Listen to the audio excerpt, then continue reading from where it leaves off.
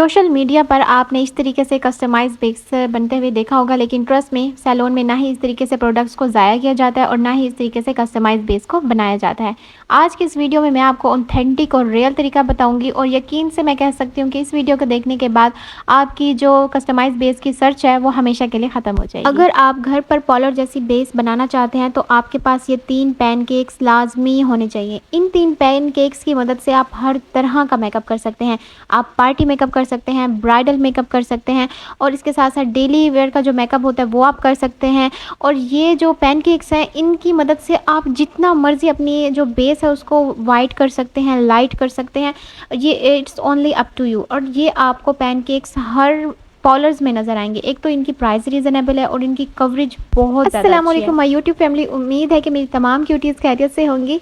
तो वीडियो आपने कंप्लीट देखनी है ताकि तमाम स्टेप्स आपको इजीली समझ में आ जाएं। और जो मेरी बहन घर पर बैठकर अपना सैलून ओपन करना चाहती है तो उनके लिए ये बेस बेस्ट है।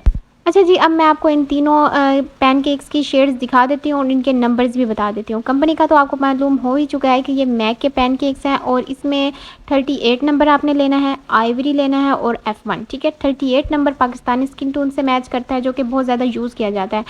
जो आइवरी और F1 है ये वाइट आपकी स्किन को, आपकी बेस को वाइट करने के लिए यूज़ किए जाते हैं। ठीक है। अच्छा जी, मेकअप का जो हमारा फर्स्ट स्टेप होता है वो होता है कंसीलर। कंसीलर क्या काम करता है? ये आपके डार्क सर्कल्स, एक्नी के निशान और जो स्कार्स होते हैं उनको हाइड करने के लिए कंसीलर यूज़ किया जाता है। अच्छा, कंसीलर में हमेशा जो पॉलर्स पे बहुत ज़्यादा यूज़ किया जाता है वो होता है ऑरेंज शेड। ठीक है, ये आपको मुख्तलिफ ब्रांड्स में मिल जाएगा। मैं यहाँ आपको प्रो का बता रही हूँ क्योंकि मैं खुद यूज़ करती हूँ और प्रो का जो है रीज़नेबल भी है और इसकी कवरेज भी बहुत अच्छी है। वो जो हमारा मकसद होता है ना हाइड करना, वो अच्छे से हाइड कर देता है। ठीक है, 90% गर्ल्स जो घर पर मेकअप करती हैं वो हमेशा उन्होंने फाउंडेशन टाइप जो कंसीलर्स होते हैं वो यूज़ किए होंगे। उससे बिल्कुल भी आपके दाग धब्बे हाइड नहीं होते, बल्कि जब आप उनको ब्लेंड करते हैं, अपनी बेस कंप्लीट करते हैं तो नीचे से ब्लैक होकर नज़र आना शुरू हो जाते हैं। तो आपने ये वाला कंसीलर लेना है। एक तो ये रीज़नेबल है और दूसरी बात ये बहुत ही ज़्यादा अच्छा है, इसकी कवरेज बहुत अच्छी है। ठीक है, अब जो मेन चीज़ें हैं वो मैंने आपको बता दी हैं। अब इसको यूज़ कैसे करना है, कस्टमाइज़ बेस कैसे बनानी है, तो हम स्टार्ट करते हैं।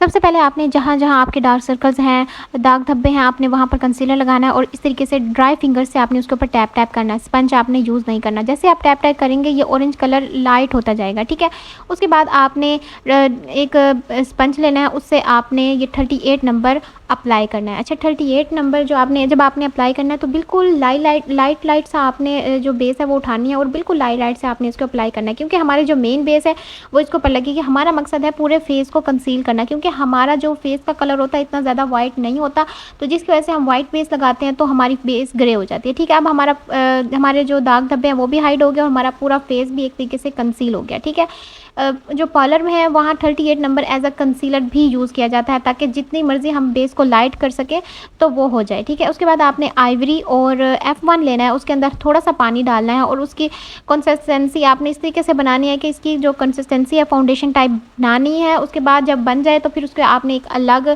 किसी बाउल में या किसी ढक्कन में आपने शिफ्ट करना है जिसमें आपने बेस बनानी है और ब्रश की हेल्प से इसको अच्छे से मिक्स करना है। ठीक है, जिस तरीके से मैं कर रही हूँ सेम आपने इस तरीके से बनानी है और इसकी कंसिस्टेंसी जो है वो सेम यही फाउंडेशन वाली हो। ये मैंने आपको एग्जांपल दिया, फाउंडेशन की रनिंग नहीं होनी चाहिए वरना आपकी बेस सही नहीं बनेगी। ठीक है, उसके बाद जो मेन इंग्रेडिएंट है इस बेस की जो जान है वो है ये शेफर बेस। शेफर बेस अक्सर आपको पार्लर की जो बेस होती है उसमें एक हल्की सी शाइन नज़र आ रही होती है, तो वो उसमें ये शेफर बेस यूज़ की जाती है।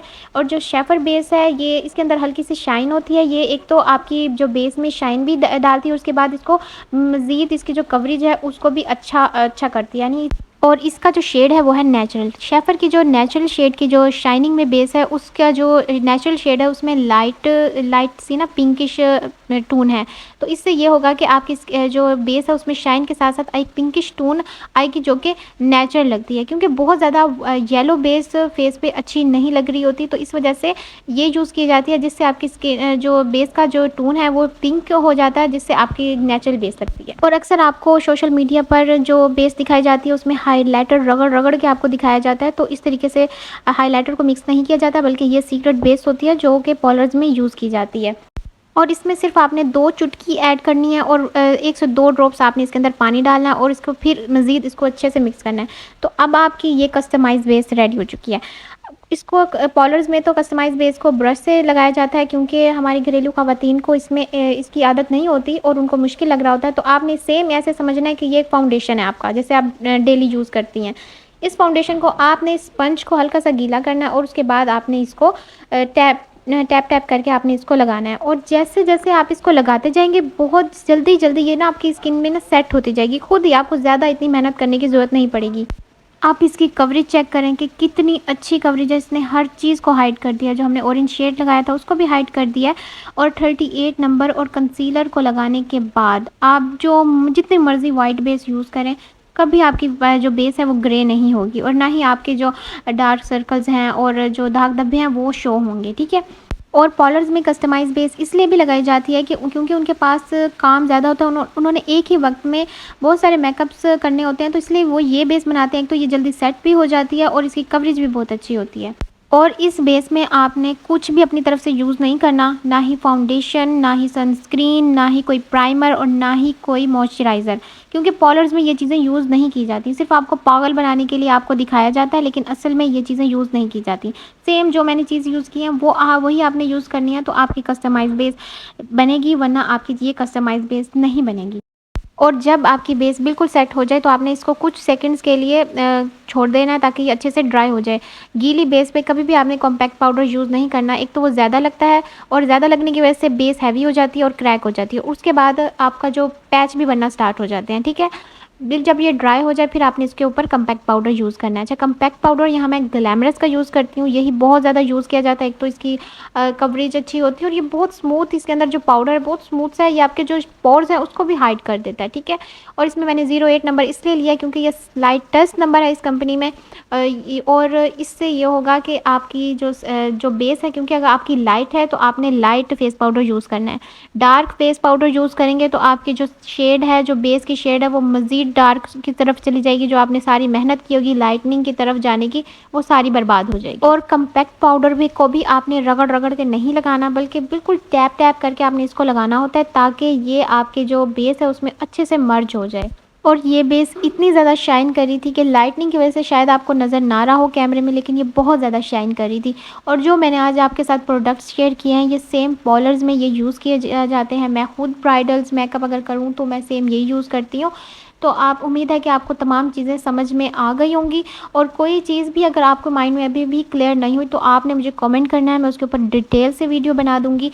और जो मैंने आपके साथ ये प्रोडक्ट्स शेयर किए हैं, यही पॉलर्स में यूज़ किए जाते हैं और इनके बगैर कस्टमाइज़ बेस नहीं बन सकती। अगर मैं भी आपको कह दूं कि एक ही फाउंडेशन में आप हाइलाइटर यूज़ करें, सनस्क्रीन यूज़ करें, मॉइस्चराइज़र और इसके अलावा आप फेस कॉम्पैक्ट पाउडर्स को रगड़ रगड़ के आप इसमें ऐड करें, तो वो एक गलत बात होगी। और दूसरी बात, जब एक चीज़ है ही नहीं, जो एक चीज़ पॉलर्स में यूज़ की ही नहीं जाती, तो मैं वो आपको कैसे बता दूँ। जो ये प्रोडक्ट्स हैं ये ऑथेंटिक हैं, रियल हैं और यही यूज़ किए जाते हैं और यही कस्टमाइज़ बेस यूज़ की जाती है। और उम्मीद है कि जितने भी आपके माइंड में कस्टमाइज़ बेस रिलेटेड क्वेश्चन होंगे वो क्लियर हो चुके होंगे।